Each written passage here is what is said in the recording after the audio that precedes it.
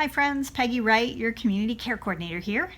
Coming up in August, we're going to do Boundaries with Kids workshop again. And so this is for parents or people that are helping raise kids, or maybe you just work with children and just want some new strategies. So let's put our heads together and see, how do we get, instead of being parent-centered or child-centered, is there an approach that allows us to be on the side of our kids to help them grow into the kind of people that we want them to be in the long-term picture? And so I will be sharing some input from some books that I found really helpful and some experiences we've had at our house, and I want to hear your experiences as well. So let's have a time to talk and share and see how we invest well in the long-term lives of our children so that they can become healthy adults.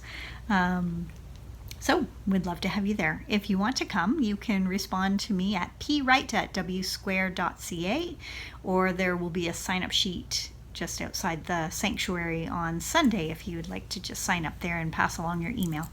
I look forward to seeing you there.